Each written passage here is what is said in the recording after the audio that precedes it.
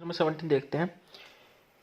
Explain qualitatively on the basis of the domain picture the reversibility in the magnetization curve of the ferromagnet. हमने BH curve पढ़ा है ferromagnetic material के लिए। तो ferromagnetic material में अगर हम इस डायरेक्शन में मैग्नेटिक फील्ड अप्लाई कर रहे हैं तो फेरोमैग्नेटिक मटेरियल के डायपोल्स क्या होंगे, इस डायरेक्शन में टर्न होने शुरू हो जाएंगे। तो जब ये मैग्नेटिक इंक्रीज होता रहता है तो उस केस में फेरोमैग्नेटिक मटेरियल के अंदर मैग्नेटिक इंडक्शन बढ़ती जाती है। फेरोमैग्नेटिक मटेरियल परमानेंटली मैग्नेटाइज हो जाते हैं, इनके डायपोल परमानेंटली टर्न हो जाते हैं। तो रिटेंटिविटी की प्रॉपर्टी के कारण demagnetization does not follow the magnetization path. ठीक है, तो आप देख सकते हो मैग्नेटाइजेशन पाथ है जब मैग्नेटाइजेशन हो रहा था मटेरियल, जब मटेरियल को डीमैग्नेटाइजेशन किया जा रहा था उस केस में जब हमने एक्सटर्नल मैग्नेटिक फील्ड को जीरो कर दिया तब भी इसके पास अपना मैग्नेटिक फील्ड बच गया। तो इसलिए ये कर्व क्या होता है, इरिवर्सिबल होता है। तो ये कर्व इरिवर्सिबल होता है। The hysteresis loop of a soft iron pieces has a much smaller area than that of a carbon steel pieces. If the material is to go through repeated cycle of magnetization, which piece will dissipate greater heat energy? तो ये आपने पढ़ा है, ये हमने hysteresis curve में पढ़ा था कि जिस मटेरियल का हिस्टेरेसिस लूप का एरिया अधिक होता है उसमें एनर्जी डिसिपेट भी क्या होगी, ज़्यादा होगी। तो energy dissipation is proportional to the area of the hysteresis loop. तो क्वेश्चन में हमें कार्बन स्टील के लिए एरिया ज़्यादा दे रखा है, तो carbon steel piece will dissipate greater heat energy. A system displaying a hysteresis loop such as ferromagnet is a device for storing memory. Explain the meaning of this statement. ठीक है, तो देखो ये जो स्टेटमेंट है ये स्टेटमेंट फेरोमैग्नेटिक की high retentivity के कारण बोला गया है। ठीक है, तो देखो because of property of high retentivity ferromagnetic material remains magnetize even after the removal of the magnetic field. ठीक है, यानी कि फेरोमैग्नेटिक मटेरियल के ऊपर से जब हम मैग्नेटिक फील्ड हटा देते हैं उसके बावजूद भी वो क्या रहता है, मैग्नेटाइज रहता है। तो इसलिए स्टेटमेंट यूज किया गया है a device for storing memory. मतलब ये एक्सटर्नल मैग्नेटिक फील्ड अप्लाई करने के बाद मैग्नेटाइजेशन को स्टोर कर लेता है। इसके बाद नेक्स्ट क्वेश्चन देखेंगे। What kind of ferromagnetic material is used for coating magnetic tapes in a cassette player or for building memory stores in the modern computer? ठीक है, तो ये आप याद रखेंगे कि जो फेराइट्स ओर होती हैं फेरोमैग्नेटिक मटेरियल की, जो फेराइट ओर्स होती हैं उनका हम यूज़ करते हैं टेपिंग कैसेट्स में या फिर मॉडर्न कंप्यूटर में मेमोरी को स्टोर करने के लिए। ठीक है, तो इसका एग्जांपल लिखा है मैग्नीज फेराइट MnFe2O4। इसके बाद लास्ट पार्ट देखते हैं। A certain region of space is to be shielded from magnetic field suggest a method. ठीक है, तो अगर आप किसी मटेरियल को मैग्नेटिक फील्ड से बचाना चाहते हैं तो उसका मेथड क्या है, आप एक सुपर कंडक्टिंग मटेरियल का एनक्लोजर बॉक्स लाइए जिसके अंदर कैविटी हो। ठीक, क्यों? क्योंकि सुपर कंडक्टिंग मटेरियल क्या होते हैं, परफेक्टली डायमैग्नेटिक होते हैं, वो अपने अंदर से सभी मैग्नेटिक फील्ड लाइन को क्या कर देते हैं, एक्सपील्ड कर देते हैं।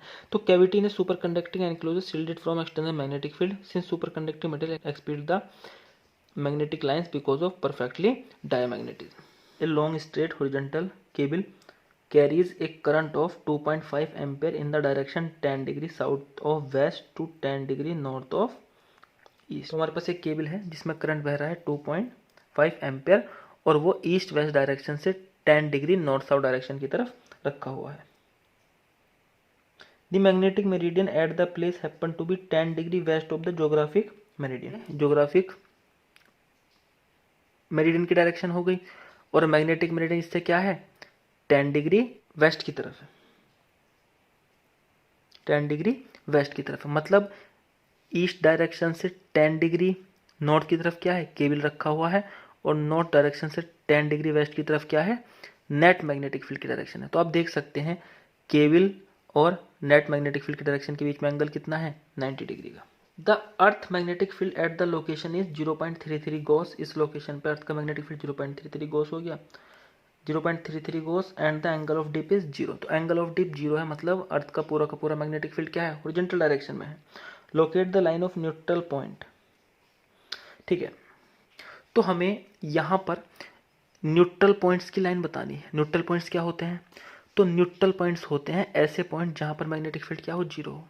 अब ध्यान से देखो, जो करंट की डायरेक्शन दे रखी है वो south of west to north of east, ये वाली डायरेक्शन हमें करंट की डायरेक्शन दे रखी है।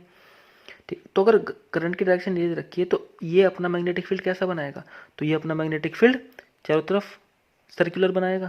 तो इस वायर के अगर ऊपर की तरफ आप कोई पॉइंट चुनते हैं तो मैग्नेटिक फील्ड की डायरेक्शन ये वाली डायरेक्शन होगी, और नीचे वाले पॉइंट पर मैग्नेटिक फील्ड की डायरेक्शन ये वाली डायरेक्शन होगी। तो अर्थ का मैग्नेटिक फील्ड इस डायरेक्शन में है। तो जो न्यूट्रल पॉइंट्स है वो कहाँ लाई कर सकते हैं, वो वायर के ऊपर लाई कर सकते हैं। क्यों? क्योंकि वायर के ऊपर वाले पॉइंट पर अर्थ का मैग्नेटिक फील्ड सामने की तरफ है और वायर का मैग्नेटिक फील्ड पीछे की तरफ है।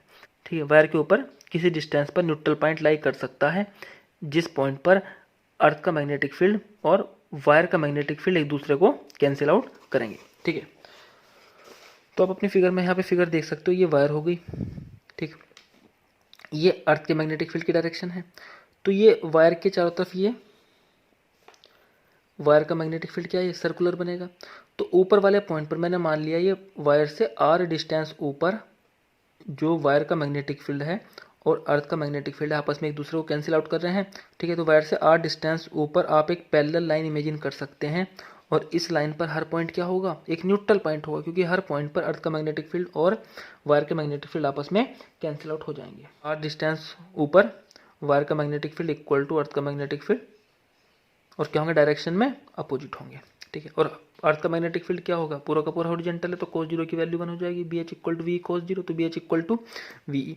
तो बी एच की वैल्यू हम पुट कर लेंगे, क्वेश्चन में दे रखी 0.33 इंटू टेस्ला में रखेंगे 10⁻⁻⁴ हो जाएगा। करंट कैरिंग इनफाइनाइट वायर के आर डिस्टेंस पर मैग्नेटिक फील्ड कितना होता है, आपने 4th चैप्टर में पढ़ा था, μ0I/2πr। तो 2 से ऊपर नीचे मल्टीप्लाई कर देंगे, तो ये μ0/4π की वैल्यू कितनी, 10⁻⁷, ये 2 हो गया, इंटू करंट की वैल्यू रखेंगे और नीचे ये इधर डिवाइड में आ जाएगा आर मल्टीप्लाई में, तो आर की वैल्यू कैलकुलेट कर लेंगे। तो वायर से आर हाइट पर आप ये लाइन मान सकते हैं जहां पर लाइन का हर एक पॉइंट क्या होगा, एक न्यूट्रल पॉइंट होगा, नेट मैग्नेटिक फील्ड 0।